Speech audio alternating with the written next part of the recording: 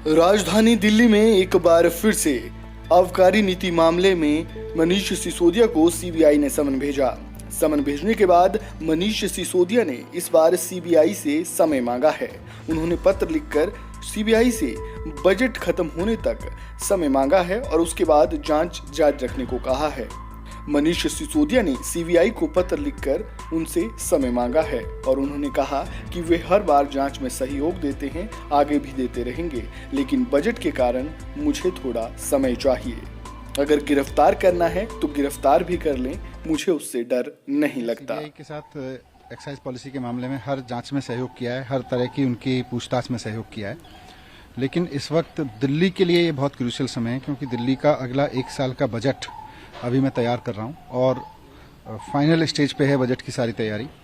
फरवरी के एंड तक मुझको वो तैयार करके सेंट्रल गवर्नमेंट को भेजना है। तो इसीलिए मैंने सीबीआई के ऑफिसर्स को रिक्वेस्ट किया है कि भाई आपकी हर पूछताछ में मैंने सहयोग किया है, मैं आगे भी करूंगा, लेकिन फिलहाल मेरा डे टू डे मैं दिन रात एक करके बजट को फाइनलाइज कर रहा हूँ। और किसी भी वित्त मंत्री के लिए जब बजट फाइनल हो रहा होता है तो उसको दिन रात एक करके काम करना होता है। तो मैंने उनसे यही रिक्वेस्ट किया कि बजट की एक हफ्ता 5 दिन ये फरवरी के एंड में मुझे फिर से बुला लें, मुझे कोई दिक्कत नहीं है। उसके बाद मुझे कभी भी बुला लें, मैं सारे सवालों के जवाब दूंगा। एक्साइज पॉलिसी पे मेरे पास सारे सवालों के जवाब हैं, लेकिन अभी बजट की प्रोसेस को डिरेल ना करें। मुझे पूरी आशंका थी कि ये गिरफ्तार करेंगे, इसीलिए मैंने इनसे रिक्वेस्ट किया है कि भाई मैं एक बार बजट फाइनल कर लूं, अगर आपको बीजेपी के कहने पर गिरफ्तारी करना है तो उसके बाद कर लेना। वहीं मनीष सिसोदिया के बजट वार से विपक्ष उन पर हमलावर हो गया है। विपक्ष ने मनीष सिसोदिया पर निशाना साधते हुए कहा कि उन्होंने सीबीआई की जांच से बचने के लिए बजट का बहाना लगाया है। देखिए, बजट एक बहाना है, शराब घोटाले को छुपाना है, इसलिए इन्वेस्टिगेशन को इन्फ्लुएंस करवाना है और रोड़ा अटकाना है। और इसी के तहत आज मनीष सिसोदिया ने ये कहा है कि वो बजट में व्यस्त होने के कारण सीबीआई के पास जांच में शामिल होने के लिए नहीं जा पाएंगे। मैं तो उनसे पूछना चाहता हूं, यदि छुपाने वाली कोई बात नहीं है, यदि कोई घोटाला नहीं हुआ है, यदि आप मासूम हैं, तो जांच के साथ सहयोग क्यों नहीं करते?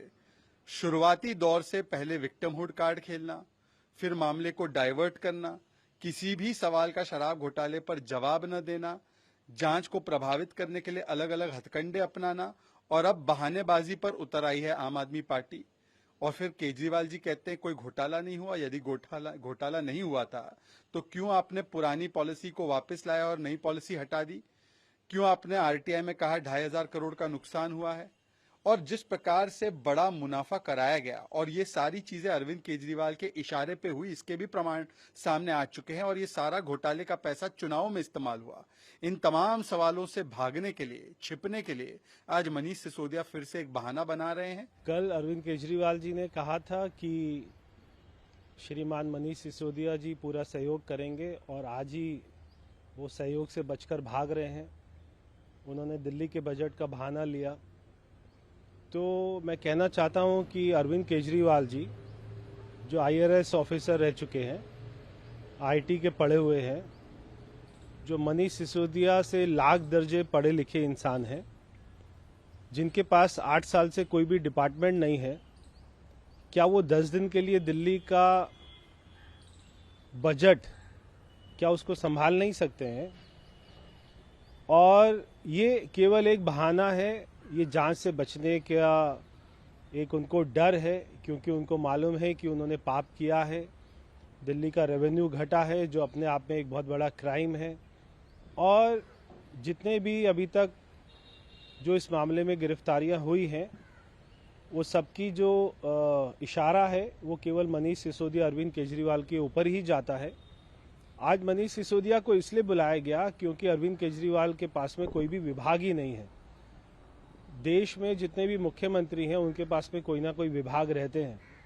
अगर अरविंद केजरीवाल के पास भी कोई विभाग होता तो आज वो मनीष सिसोदिया को नहीं बुलाती सीबीआई, वो अरविंद केजरीवाल को बुलाती। अरविंद केजरीवाल ने इसी दिन से बचने के लिए अपने पास कोई विभाग नहीं रखा और अपने सारे मंत्रियों को उससे सारे विभाग बांट दिए। आपको बता दें कि बीते साल दिल्ली में आबकारी नीति मामले में मनीष सिसोदिया समेत 14 लोगों पर एफआईआर दर्ज हुई थी, जिसके तहत सीबीआई ने मनीष सिसोदिया के घर, दफ्तर और बैंक लॉकर पर छापेमारी की और तलाश की, लेकिन सीबीआई को जांच में अब तक कुछ भी हाथ नहीं लगा है। ऐसे में सीबीआई ने एक बार फिर से मनीष सिसोदिया को नोटिस भेजा है और उन्हें तलब किया है। इस खबर में इतना ही। ताज़ा अपडेट के लिए न्यूज़ सोशल हिंदी को सब्सक्राइब करना बिल्कुल ना भूलें।